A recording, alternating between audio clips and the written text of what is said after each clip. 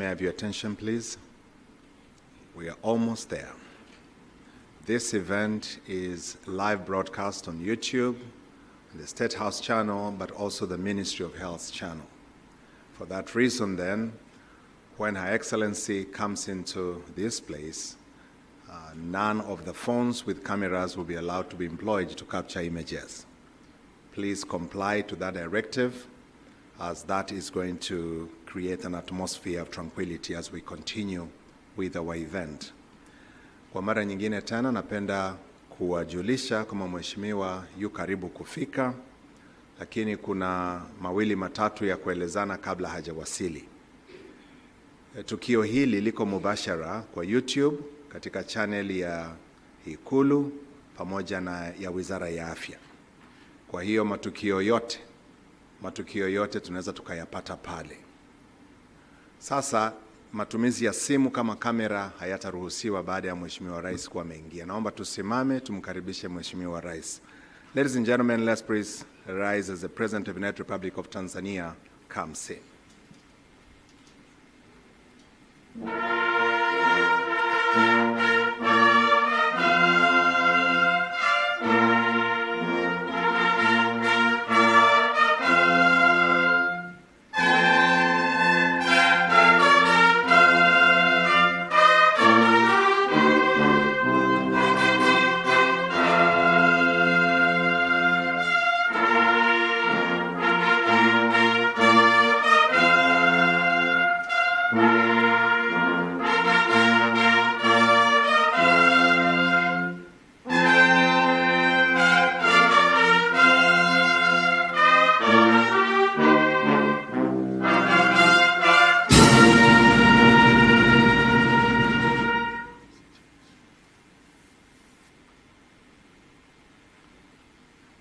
Nyimbo za taifa tafadhali.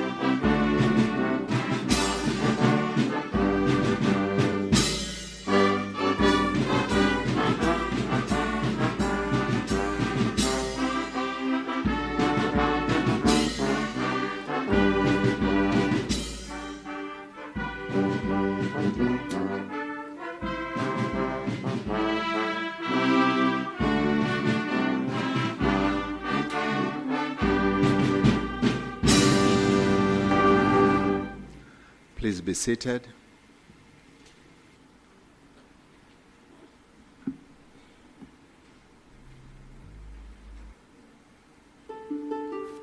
Her Excellency. Tanzania has made significant progress in improving public health. Our focused efforts to reduce maternal mortality have delivered remarkable results, with the rate dropping from 556 to 104 deaths per 100,000 live births. Innovations and initiatives which have strengthened healthcare by investing in the construction of comprehensive emergency and obstetric care facilities, whereby close to 70% of communities can access primary health care services within 5 kilometers. In the same period, we achieved significant reduction in under 5 mortality from 67 to 43% per 1,000 live births. Tanzania aligns with WHO recommendations to establish functional neonatal care units to reach 80% of the district hospitals having the neonatal care units. Community-centered care is at the heart of our health strategy.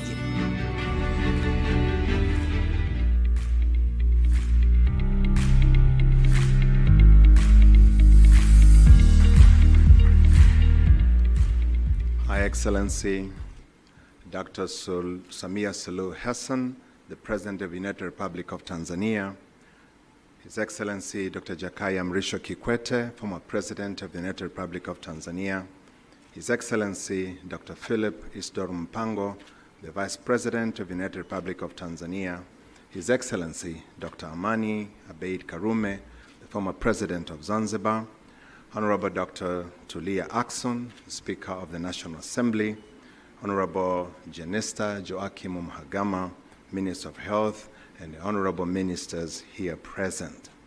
Ambassador Dr. Moses Mpogole Kusiluka, the Chief Secretary of the United Republic of Tanzania, Engineer Zina Ahmed Said, Secretary of the Revolutionary Council and Chief Secretary of the Zanzibar Revolutionary Government, Honorable Hamza Johari, the Attorney General of the United Republic of Tanzania, Mululi Majula Mahendeka, Permanent Secretary, President's Office, State House, and Permanent Secretary, and the Permanent Secretaries here present.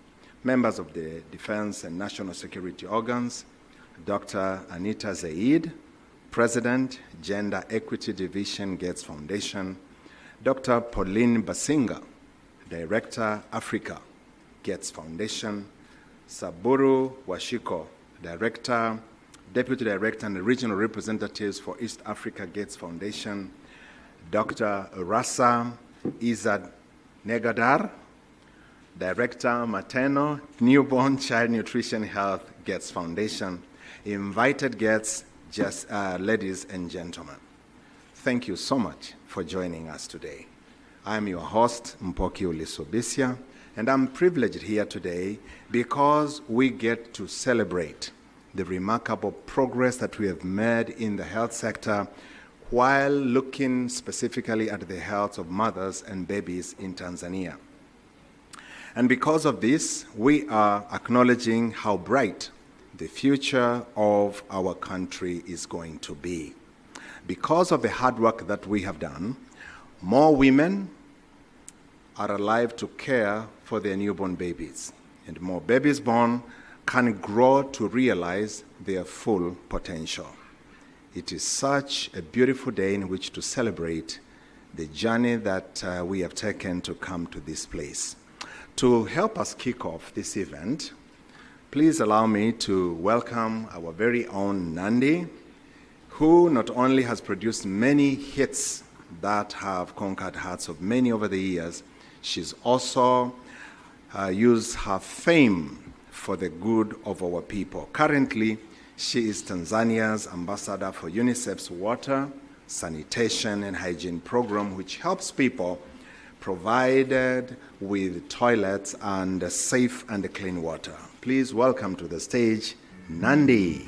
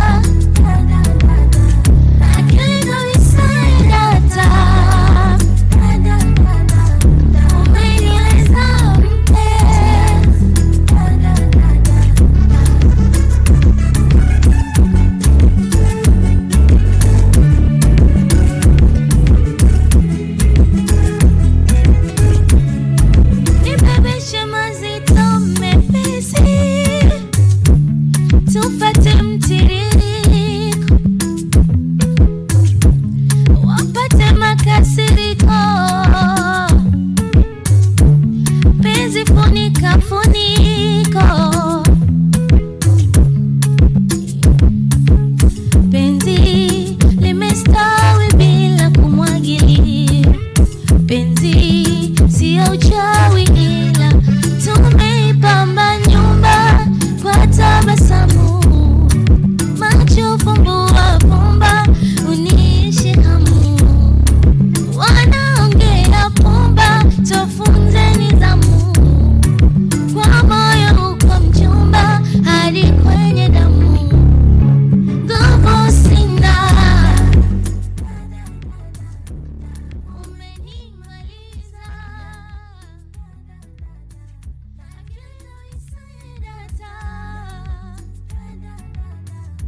umeniweza mpenzi, nguvu sina, umenimaliza,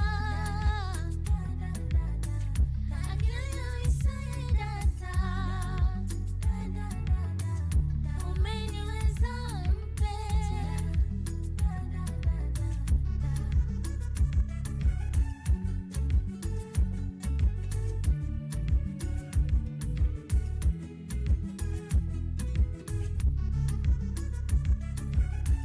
Thank you.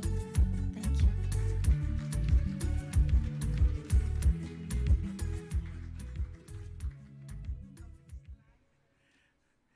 Thank you so much, Nandi, for that wonderful rendition of what you do best. Ladies and gentlemen, I'd like to take a moment to briefly share with you why we are gathered in this place. Between the year 2016 and 2019, I was privileged to serve as the Permanent Secretary in the Ministry of Health. During that time, we received data on a monthly basis that was loaded with information about the state of what was happening on the ground in the country. One thing stood out very clear from the data that was coming from the National Bureau of Statistics, that the maternal mortality in Tanzania stood at 556 per 100,000 live births. Those are the women that were dying. That converted into actual nominal numbers would amount to about 20,000 women.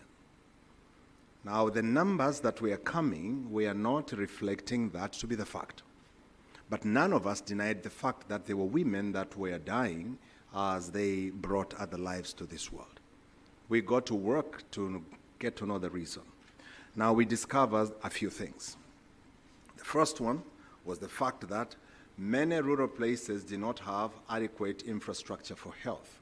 And so this led to women being taken long distances to seek for such services. But even when they met to those facilities, human resource for health and health commodities were not adequately provided for to intervene. And so we sought funding to improve the situation, including bringing up the infrastructure. More rural health facilities were built and were appropriately equipped to provide for the needed intervention for the women that had those problems. Her Excellency mentioned in the video that we just saw the CMOC interventions. But that was not the only one that we had in mind, or the others that would have benefited from the surgical intervention.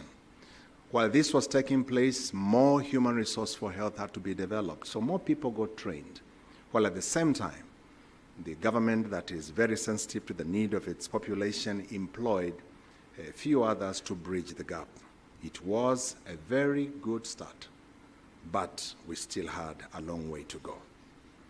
And when Her Excellency, President Samia Suluhu Hassan became our leader in the year 2021, I was confident that more progress would come, because prior to her ascension to the office, I had heard, and the majority of us must have followed, she was sharing stories on what she witnessed and those of her close relatives, if not friends, insisting on the importance of quality midwives' care to pregnant women. And she insisted it was because these midwives would be tasked with the responsibility of breaking either good news or bad news to those women that went to them for services. Thank you so much, Your Excellency, for sharing such stories and for your leadership, in which we see very clearly that maternal child health was a priority among many other things. To talk more about this progress is a group of experts who have been on the front line of this change. Please welcome to the stage our moderator, Dr. Rasa of Gates Foundation.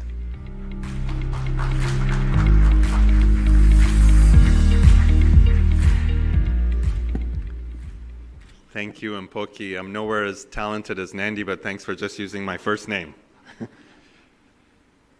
Dear all, it is a pleasure to be here today to celebrate some of the gains that Mpoki just discussed and learn more about how this came to be in Tanzania.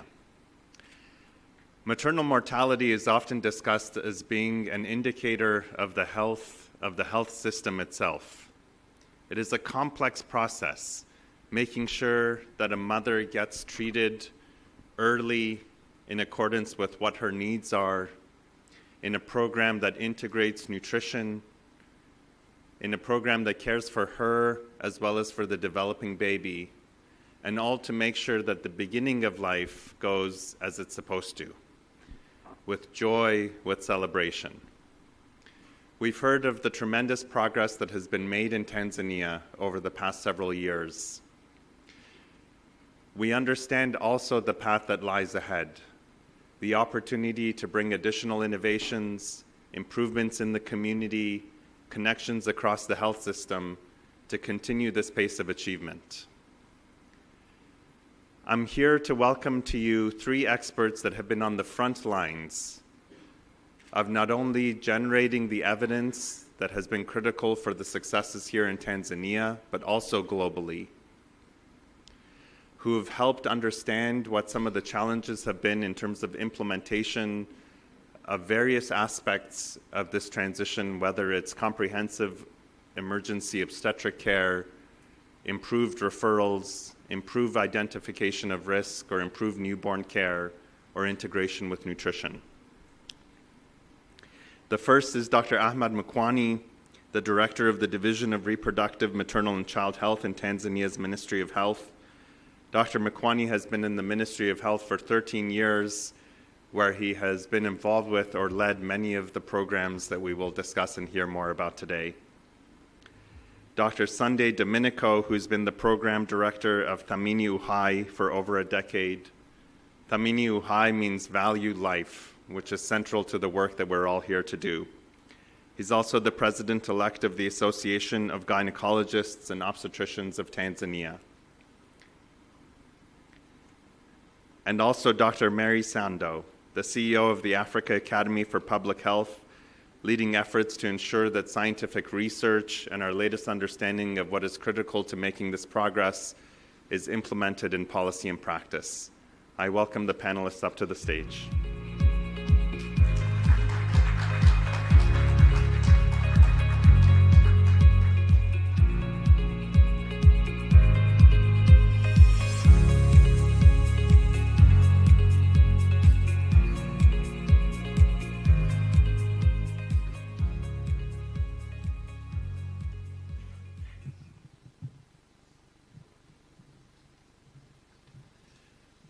Dr. Mkwani, panelists, welcome. I'm honored and privileged to have you here. My first question is for you.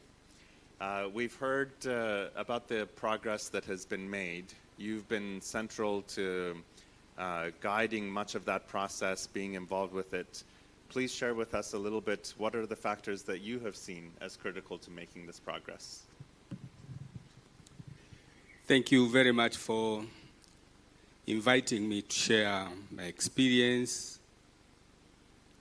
mitigations, coordinations, and the level we have attained. First of all, I was asked to lead the section by then of the productive and child health, to be an assistant director. And that was way back 2018. By then, when I was joining, I was like, would I manage? That was the first question. But the first thing that I saw was we needed to have a political will. We need to have a kind of political will. And fortunately, I've been working with this area for quite some time. So the first thing was to start a campaign, which was called the Jiongeze Tuavushe Salama campaign. And I struggled with my PS, with my minister, and I remember by then the PS was Dr. Mpoke. Let us launch this thing. So we managed to get Her Excellency Dr. Samia, by then she was the Vice President, to be our guest of honor. And to be sincere, when we went to her residence to brief about this, she was saying it's a good thing. And one of the questions the challenge she put it forward, she said, we have to do it. We need to save mothers and children. And she said also that the newborns, I'm told that they are dying. So that was a start. And she signed the contract with the regional commissioners as well. And to be sincere, after the launch of Jiongeze Tuavushe Salama, our sailing as a ministry, as a sector, was easy because you could see the budget allocation for the sector, for the health sector, was going upwards. By then, I think it was standing somewhere around 1.8 trillion. And now we are talking about 2.4 trillion. And to be sincere, I would associate this rise in budget allocation because once we started Jiongeze campaign, everything was like sailing up. So I would say that was a starting point. The second thing was Mpok tried to elude on that area. The services, because the evidence says you can reduce maternal mortality and under 5 mortality only and only if people can access services, 80% of the population can access services within 5 kilometers. And to be sincere, after raising this budget, we saw everything again multiplying, the numbers are multiplying. Now we are talking 530 health centers are able to provide the cesarean section services. That means the services are now reaching there to the people in need. But the other component that we fixed was, we expect annually to have at least 360 complicated cases. For maternal, for example, 360 cases are complicated, 15% of the population of pregnant women. So those who are in the urban settings, they will enjoy the specialized care. But those who are in the grassroots level, they will end up with the general practitioners. And sometimes general practitioners says, I've offered everything, I can't offer more. So with the ministry leadership, we were able to start these groups. It was like a little play. And from those groups, WhatsApp groups, it was simply WhatsApp groups, we grew into a workable telemedicine. And one of the publications will see that in the first year when we started that service, we managed a total around 500 cases, which were critically ill women, and only 4.6% of those women died.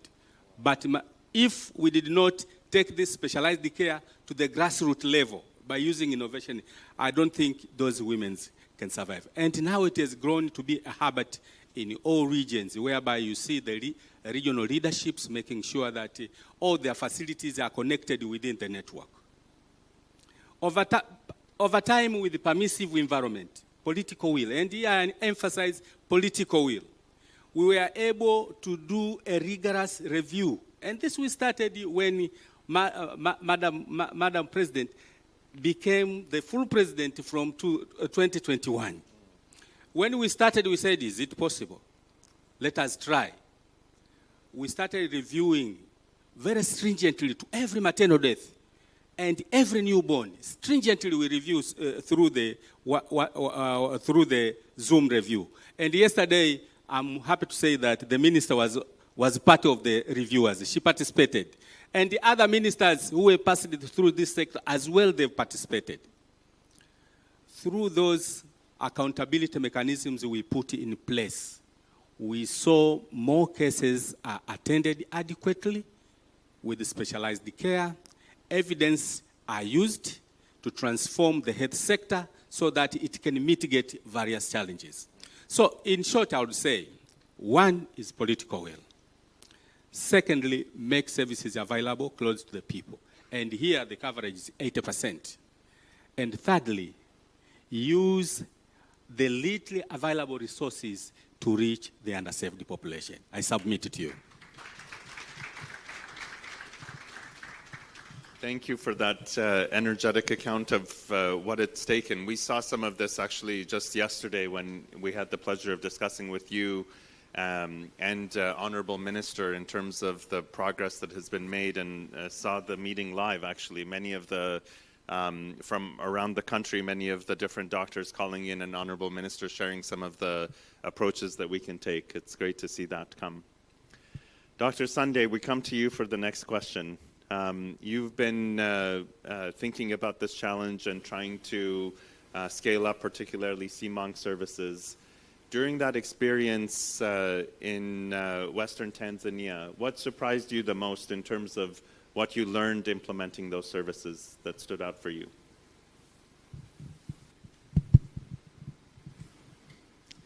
Thank you very much, Dr. Raza, and our guest of honor, Your Excellency President of the United Republic of Tanzania, senior delegates here, and all the invited guests. I'm very honored and humbled to be on this panel.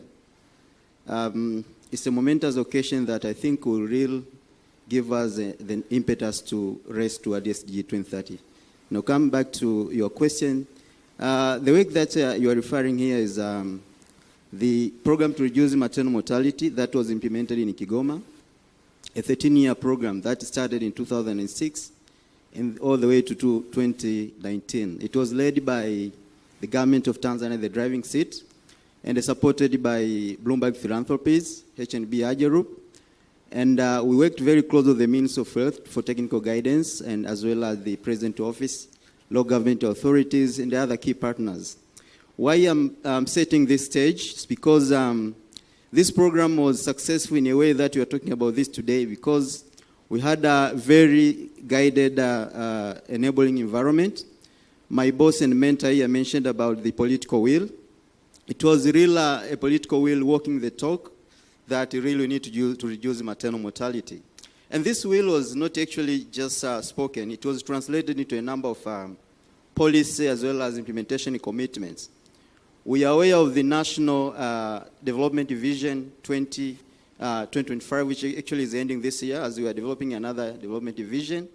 If you read that development vision, clearly prioritizing reproductive maternal health services, actually calling for 75% reduction of maternal mortality.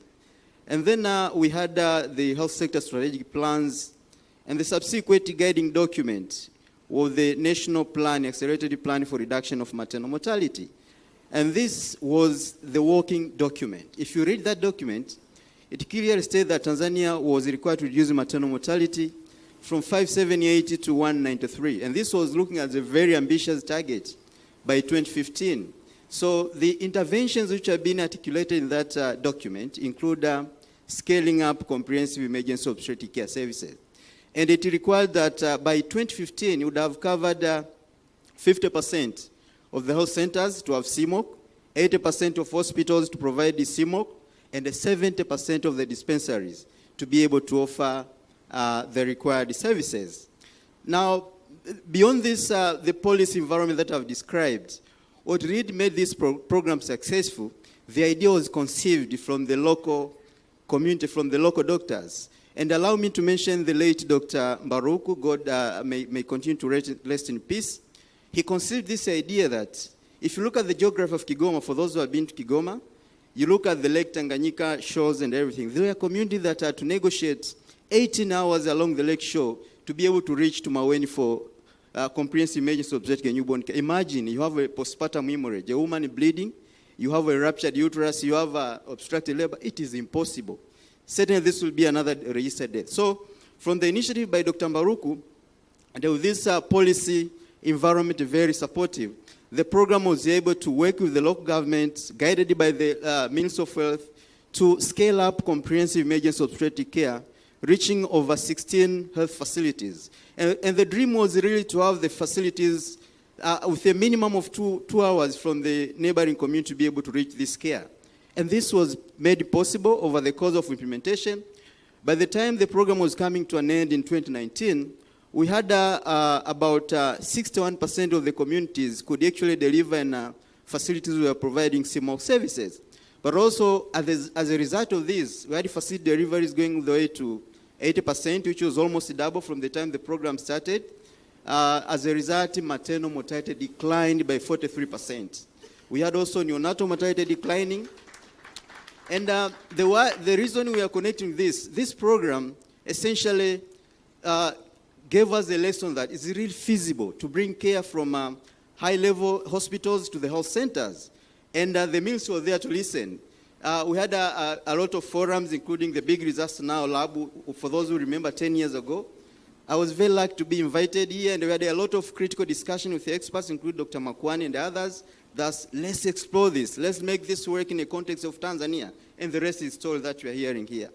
Beyond that, we had a very good, robust monitoring evaluation. Data, the power of data. You know, if you're implementing a very good intervention, a very good program, if you do not measure the progress that you are making, it is almost useless because you don't know where you're making the right direction. So here we had the U.S. Center for Disease Control and Prevention, which was leading the evaluation. And being a technical lead in that, I was always in my toes. I know CDC, at the end of the year, they come back and ask me why facilities are not offering CMOC. So always you work with the data, work with the local facility, local experts, trying to advance this work to further heights. And finally, if a key lesson that I would advocate further, this program was so much guided by evidence. We can have very good interventions, but if you're just trying, testing every time, it was guided by evidence. We all know that majority of maternal mortality would come from the big five that are contributing about 70%. And to be able to take care of them, you need availability of quality. Key quality is very important. Quality emergency obstetric and newborn care. So we had a very robust quality improvement initiative, including clinical audits over the complications, maternal death, and everything that essentially help us to work with the healthcare providers in the facility to refine the work that we do, to ensure that when women come to the facilities, they really receive the quality of care that is needed. On the same thinking, we understand that postpartum hemorrhage is the leading cause of maternal mortality, not only in Tanzania, even globally. In Tanzania, we count about 33% of all the maternal deaths from PPH. So here, we had a very commendable global evidence coming out. The woman trial, which actually advocated for use of antifibrinolytic for the prevention of and the management of postpartum hemorrhage. So the program worked with the government at that moment it was not in the national guidelines, but we made a decision that if WHO is recommending this very strongly, the evidence is there, then we scaled up the use of TX in the facilities, and then that initiative came to the level of the ministry. It was captured in all the relevant guidelines, and the rest is the story again. So, Raza, I'd be able to explain a lot more, but I think time is very limited. The key message here is you have to have the right enabling environment, have the clear concepts developing from the grassroots, have the right people take it forward, and most importantly, please ensure you are scaling up evidence-based recommendations. Thank you very much. Thank Thank you, Sunday. As a student of learning more about the maternal and newborn health field from the Gates Foundation, really understanding what has led to that implementation, prioritizing local needs and grassroots is critical, and it comes through in your story. Mary, the evidence point was underscored by Sunday. You've been at the forefront of generating much of that. In fact, Tanzania as a country has been the site for many of the most transformative studies in this field, whether it's on multiple micronutrient supplements, on low-dose calcium, on the motive trial or tranexamic acid. I'd love if you could share a little bit of your experience of how do we take the best of that evidence that is being generated and implement it into policy? What are the challenges? How do we overcome those? Thank you very much, Rasa. So in terms of looking at evidence, I would start by saying context is crucial in shaping health priorities and policies in any country. But of course, locally generated evidence is essential in forming those policies and priorities. For instance, when you look at epidemiologically, not only do health challenges in Tanzania differ from those in other parts of the world, but also the feasibility and adoption of solutions also vary globally. Citing an example, we all know that the World Health Organization recommends calcium supplementation during pregnancy. However, high costs, dosing complexities, and logistical challenges have hindered adoption of such life-saving interventions in many countries, including here in Tanzania.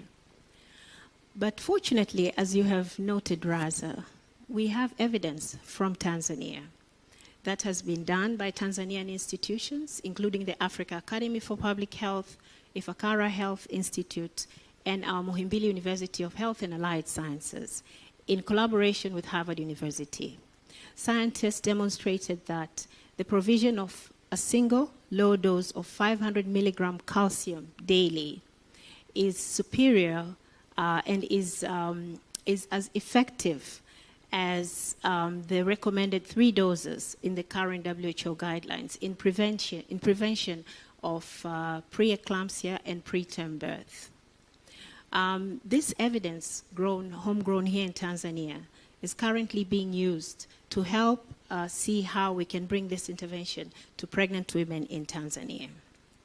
We hope that we can pave a way and many countries can also follow. But looking back again, in over 40 years, the standard care for antenatal services has been provision of iron and folic acid to pregnant women. But again, evidence, including research studies done here in Tanzania by our own researchers, has also demonstrated that the provision of multiple micronutrient supplementation, which includes iron and folic acid, together with 13 other essential micronutrients, is superior to provision of iron and folic acid alone in preventing stillbirth, preterm birth, and low birth weight, which are really predisposing reasons for neonatal mortality. And therefore, again, this speaks about the importance of ensuring that our own evidence can really be used to advance and improve our guidelines. If I speak of mainly 2 issues here, is challenges on implementation of existing guidelines, such as the ones that we have contributed to building the evidence, and the WHO has given this recommendation. The second point I would like to touch upon is on the importance of testing different innovations. It is important that we are able to be part of testing these interventions and ensuring that in the process we have the confidence with the data to be able to say, why not as a country, confidently that we've been able to advance these efforts for scaling up for a much more impactful improvement, especially of the SDGs, maternal, neonatal, and child mortality. Thank you. Thank you, Mary. We're going to go to just one final question for each of you on the panel to keep us on time. One of the path ahead is between now and really trying to reach the 2030 goals. What advice do you have to all of us gathered in the room, policymakers, implementers, organizations?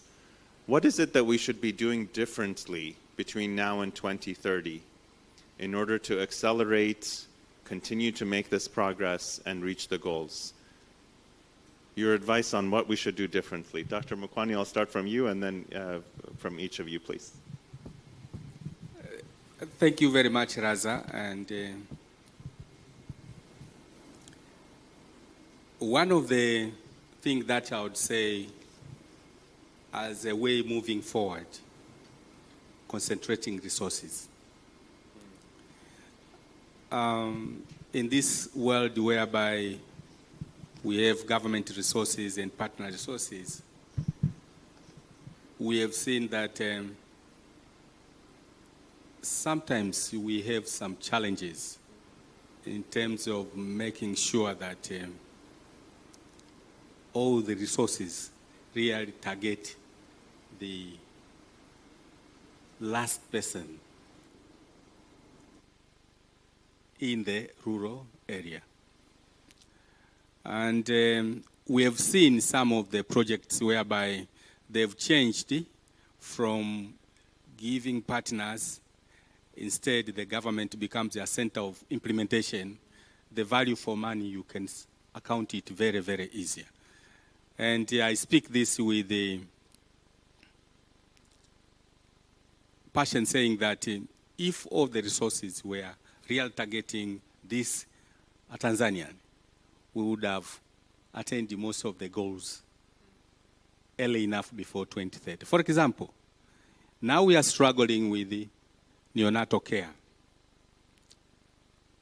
There's no doubt that the under 5 mortality rate that we see very, very high, 2/3 is being contributed by the under 5, by the neonatal mortality. And if we are able to break that ceiling, that means the under 5 mortality, it will be like a crashing ceiling down. And that is only possible if we are able to make sure that, again, every district hospital has neonatal care unit. That neonatal care unit has required equipment, and life-saving equipment here. We are talking of CPAPs, we are talking of phototherapies, we have the right medicines, and the medicines, the caffeine we grow. All these things can be available only and only if we have a concerted approach whereby we are saying we want to target this intervention together, and we will work it together under the full 100% leadership of the government. Whether it goes to the partner, but the partner, whatever does, the government must say, you have to do this. We have to account the resources we put on it.